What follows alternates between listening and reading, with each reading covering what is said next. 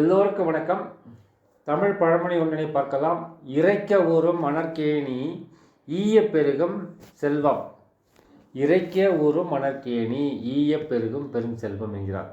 அதாவது ஒரு கிணற்று நீரை இறைத்து கொண்டே இருந்தால்தான், அதை எடுத்துக்கொண்டே இருந்தால்தான் அது அந்த கிணறு ஊறிக்கொண்டே இருக்கும். இல்லாவிட்டால் அந்த தண்ணி கெட்டுவிடும், உபயோகப்படுத்த முடியாமல் கூட போய்விடலாம். ஒரு கிணறு இருந்தால், அதில் நீர் இருந்தால் அந்த நீரை பயன்படுத்தி கொள்ள வேண்டும், பயன்படுத்தி கொண்டே இருக்க வேண்டும், பலருக்கு கொடுக்க வேண்டும், சமைக்க வேண்டும், நாமும் அதை தண்ணீரை உபயோகப்படுத்த வேண்டும். உபயோகப்படுத்தாமல் போட்டுவிட்டு அது தண்ணீர் கெட்டுவிடும்.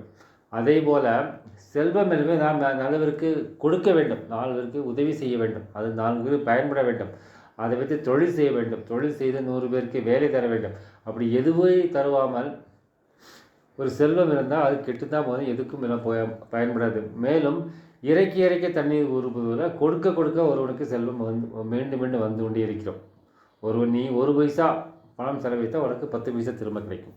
இறைவனுக்காக, 4 பேருக்காக, அடுத்தவர்களுக்காக, சமுதாயத்திற்காக நீ 10 ரூபாய் செலவிட்டால் உனக்கு 100 ரூபாய் கிடைக்கும். ஏனென்றால் அந்த 100 ரூபாய் உனக்கு கிடைத்தால் அடுத்த முறை 20 ரூபாய் செலவிடலாம், 40 ரூபாய் செலவிடலாம்.